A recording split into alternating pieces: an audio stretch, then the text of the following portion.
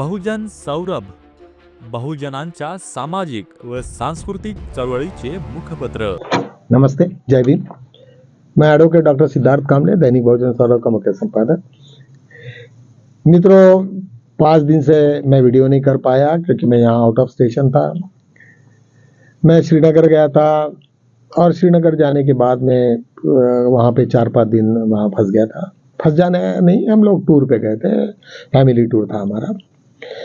जब मैं वहाँ गया और वहाँ पे सब सोशल इंजीनियरिंग की जब बात किया और वहाँ पे लोगों के साथ में मिक्स हुआ, मुझे लगा बड़ा दर्द हुआ कि बीजेपी ने, आरएसएस के लोगों ने वहाँ पे जिस तरीका से हालात खराब किए हैं, मुस्लिमों के उनका टूरिज्म खत्म कर दिया, उटपटांग बम ब्लास्ट और जितने सारे क्वेश्चंस सतपाल मलिक ने लगाए और बहुत सारे चीज़ों के बाद में वहाँ पे टूरिज्म पूरा का पूरा नष्ट हो गया। और जब टूरिज्म नष्ट हो गया तो वहाँ दूसरा कुछ भी नहीं है, एग्रीकल्चर और टूरिज्म के अलावा कुछ भी नहीं था।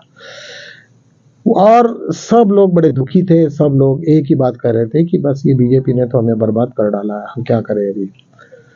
मित्रों, इसके पश्चात भी वहाँ पे एक चीज मेरे को उनके हर फेस पे दिखी, उनके उनमें थोड़ी उम्मीद थी। वो इसलिए थी उम्मीद कि वो बर्बाद नहीं हो गए, क्योंकि वहाँ पे दारू का कोई दुकान नहीं दिखा मुझे। वहाँ पे दारू लोग पीते नहीं है, मुस्लिम में दारू को काफ़ी निषेध माना गया। और वहाँ जहाँ मस्जिद में जब जाते हैं तो सबसे पहले किसके घर में दारू और शराब के साथ में कोई हो तो मुस्लिम में बहुत ही कड़ा उसको विरोध किया जाता है। तो निश्चित ही हम लोगों ने इधर उधर देखे, इवन जहाँ मैं 7 स्टार होटल में हम रुके थे वहाँ पे भी उन्होंने कहा कि यहाँ ये होटल में दारू नहीं पी सकते तुम लोग, और तुमको पीना भी है तो ये पर्टिकुलर एरिया हमने आइडेंटिफाई किया, हम यहाँ पे कुछ प्रोवाइड नहीं करेंगे, आप बाहर से लाइए और यहाँ पे पिए। कहने का मतलब ये है कि बुद्ध ने यही कहा था कि तुम दारू नशा से तुम मुक्त रहो, यहाँ से दूर रहो। ये प्रिंसिपल उन्होंने, मुस्लिमों ने बहुत ही इससे पाला और लोगों ने अपने आप में अपनाया, जिसके वजह से उनकी आज भी बर्बादी नहीं हुई है। आज 3-4 साल से वहाँ पे टूरिज्म खत्म, वहाँ पे सब कुछ खत्म हो गया, फिर भी लोग जिंदा है, छोटे मोटे काम कर रहे हैं, छोटे मोटे चीज़ें हैं, छोटे से कहने में चल जाता है। और हर आदमी को जीने के लिए बहुत पैसे की ज़रूरत नहीं रहती है, सिर्फ उनका एजुकेशन और ये वो सब बाकी चीज़ें ज़्यादा लगती है, लेकिन अदरवाइज 2 वक्त का खाना और ये इसके लिए उतना तो वो कमा ही लेते हैं।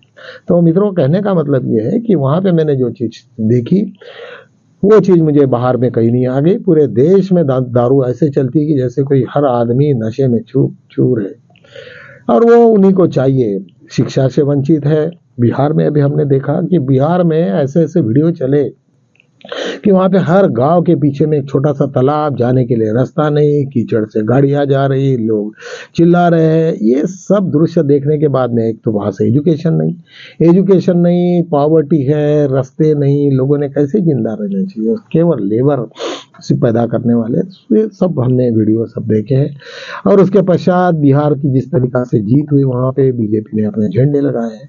ये सब देखने के बाद में मैंने 3-4 दिन, मेरा वो जो रेस्ट टाइम था वो अच्छा ही रहा, क्योंकि ऐसे वक्त सभी लोग दुखी पड़े हुए थे। बहुत सारे जिस तरीका से चीफ इलेक्शन कमीशन ने जो आंकड़े दिए और जीतने का जो स्पीड था, और ये सब देखने के बाद में कोई भी आदमी कितना भी बिंदास ये रहे, बिंडोक रहा, फिर भी ये बोलेगा कि यहाँ तो पूरा मैच फिक्सिंग दिखता है, पूरी की पूरी दाल ही काली है।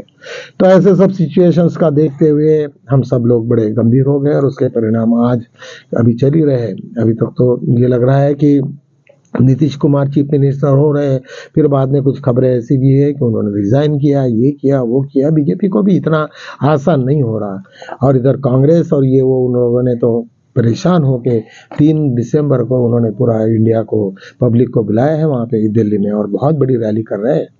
और ये रैली को किस तरीका से बीजेपी गवर्नमेंट झेलेगी, ये तो वक्त ही बताएगा। जब रैली होती है तब आदमी, कोई मिलिट्री नहीं, कुछ नहीं, कोई कुछ नहीं हो सकता है। उस वक्त तो केवल चीफ इलेक्शन कमीशन को तो बस खत्म करना है, मतलब उनके ऊपर में अटैक करना ही करना है। तो ऐसे सिचुएशन में क्या होगा मुझे नहीं मालूम, लेकिन चीफ इलेक्शन कमीशन तो निश्चित रूप से उसको रिजाइन करना पड़ेगा। यही नहीं तो सबसे बड़ा डेंजर जिस किसी को होगा वो है सुप्रीम कोर्ट को, क्योंकि सुप्रीम कोर्ट हमने कंटिन्यूसली उनके ऊपर में चुप्पी साध के रखी है। तो लोगों का जब गुस्सा आ जाएगा तो सुप्रीम कोर्ट भी नहीं बचेगा, उनको भी लाता मारेंगे लोग। तो कहने का मतलब ये है कि मित्रों, कभी भी जब भी कभी पाप जब एक लेवल पे जाता है, उस वक्त सब लोग जब रास्ते पे लोग आते हैं तब वो क्या होगा और मॉब किस डायरेक्शन में जाएगा, किस तरफ ले जाएंगे, इसका कोई भरोसा नहीं है। उसको बीजेपी को ये पूरा अंदाजा आ गया और उसके साथ में उन लोगों ने अभी से अपने आप बचाव करना चालू कर दिया। 272 लोगों के उन्होंने एक बहुत बड़े जो कुछ प्रेस्टिजियस लोग थे जो बीजेपी के चाहने वाले थे, उन लोगों के लेटर्स लिख के उन्होंने चीफ इलेक्शन को के अगेंस्ट में जिस तरीका से उनका ये चल रहा है वो गलत है, ऐसी बयानबाजी की है। वहां पे राहुल जी कह रहे हैं कि मैंने तो पूरे के पूरे प्रूफ दिए हैं, इसके बाद में इस इतने लाखों वोटर्स को तुमने डिलीट किया, ये क्या है। तो पूरा बिहार से लेके तो पूरे देश के लोग जब दिल्ली पहुंचेंगे तो निश्चित रूप से मुझे ऐसा लगता है कि इसका परिणाम बहुत हो सकता है और बहुत बुरा हो सकता है। शायद आरएसएस और बीजेपी शायद मिट भी सकती है, क्योंकि तुमने पड़ोस के राज्यों में देखा है, जहां पे भी देखा तो वहां पे अभी जो नेपाल में जो हुआ है, बंगाल में जो हुआ, तो ये सब सिचुएशन तुम्हें मालूम होनी चाहिए करके अभी बीजेपी भी थोड़ी घबराई है कि इससे कैसे निपटा जाए।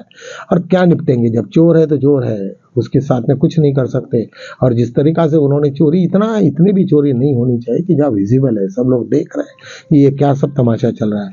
तो मुझे लगता है कि इस वक्त थोड़ा सा बीजेपी को थोड़ा डर भी लग रहा है। और ज्ञानेश कुमार के पीछे में तो सभी लोग पड़े हैं अभी कि उसको तो छोड़ेंगे नहीं, जैसे भी पब्लिक में आ जाए और पब्लिक घुसी, कहाँ से मिलिट्री क्या करेगा, शूट एट साइट का ऑर्डर करेंगे, नहीं करते कोई।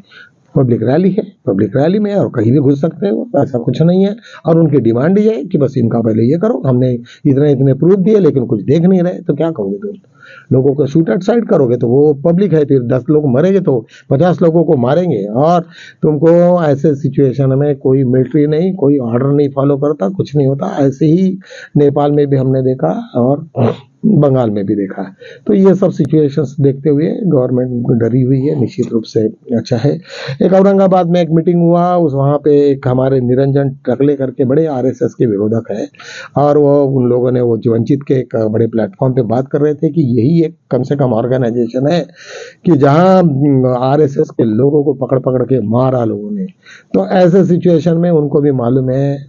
वैसे अभी मैं जहाँ हम लोग रहते हैं बॉम्बे में घाटकोपर एरिया में, वहाँ पे भी एक रैली हुई, आरएसएस की जीत की रैली होगी, और बाजू में पूरे अम्बेडकर लोगों ने इतने नारे लगाए गालियां दे दे के, तो पूरे कंट्रोल में, पुलिस के कंट्रोल में वो रैली ऐसे धीरे धीरे धीरे धीरे डरे हुए थे। ऐसा लगा कि वह कैसे गिदड़ जैसे ये होते ना, ऐसे टाइप का कोई उनका बर्ताव। और ये सब सिचुएशंस को देखते हुए बहुत ही बुरा हाल होने के ये है।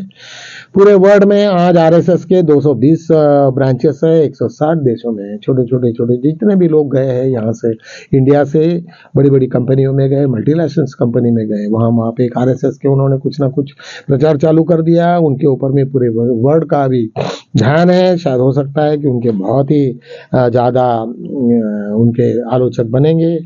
अभी नेक्स्ट इलेक्शन वेस्ट बंगाल है करके, वेस्ट बंगाल भी बहुत ही एक्टिवली अभी पार्टिसिपेट करेगा ये भारत इसमें, क्योंकि उनको मालूम है कि ये कुछ भी कर सकते हैं, किसी भी लेवल में जा सकते हैं। इतना आसान नहीं भी होगा, लेकिन डबल इंजन की सरकार वहाँ नहीं है करके वो उतना गवर्नमेंट मिशनरी उतना नहीं करेगी उसको। लेकिन फिर भी लगता है उन्होंने कि इसके ऊपर में वो रैली में वो सब लोग शामिल होना ही होना है। मोहम्मद प्राचा का मुझे एक बड़ा अच्छा लगा है कि खैर उन्होंने कहा कि जब चोरी हो गई और तुम्हें सब प्रूफ मिल रहे हैं, पुलिस स्टेशन जाओ, कुछ तो भी हो गए, 10 में से एक आदमी तो होगा जो पुलिस जो तुम्हारे फेवरेबल होगा, तो कुछ ना कुछ एफआईआर की बात करेगा, ये करेगा वो, ये सब कुछ ना कुछ हो जाएगा। ऐसे में और एक बड़ी खबर आई है कि जहाँ पे एक आरके सिंह करके एक बहुत बड़े वहाँ पे मिनिस्टर थे, वो पावर के मिनिस्टर थे, उन्होंने कहा कि कई हजारों करोड़ की यहाँ पे डील हो गई। और उसके बाद में अडानी को जिस तरीका से उन्होंने पैसे का ये किया, और वो उन्होंने इतनी गंदी गाली दी है बीजेपी को, उन्हीं के थे कि तुम मेरे से बिल्कुल मत ये करो, बहुत ही गंदी गाली थी और मैं खैर बोल नहीं सकते हम लोग ऐसे टाइप की। तो उन्होंने चेतावनी दी है कि, और सब के सब बीजेपी के लोग चुप बैठे हैं उनको मालूम है कि ये वो तो सेक्रेटरी, वो IAS इससे है, मिनिस्टर थे, होम सेक्रेटरी थे, और उनको कुछ नहीं, सभी बीजेपी और RSS की पूरी जन्म कुंडली उनके पास में है। तो निश्चित रूप से चारों तरफ से जब घेरने में आ जाता है तब सभी लोगों को डर लगता है। डर किसको नहीं लगता, हर आदमी डरा हुआ रहता है, वो कितना बड़ा शेर हो या कितना भी बड़ा गुंडा रहे, सभी को एक दूसरे से डर लगे रहता है। तो मुझे लगता है कि आने वाले दिनों में शायद परिणाम कुछ और भी हो सकते हैं, लेकिन जिस तरीका से उन्होंने बिहार का इलेक्शंस किया वो उनके लिए बहुत खतरे की घंटी बन गई। शायद हो सकता है कि पूरा का पूरा उद्ध्वस्त हो जाएगा। महाराष्ट्र का इलेक्शन जिस तरीका से अभी तक सुप्रीम कोर्ट में लटका हुआ है, तो शायद 2 तारीख के पहले उसका भी निपटारा करेंगे, नहीं तो वहां पे भी हंगामा करेंगे, चुन चुन के लोगों को मारने की संभावना है।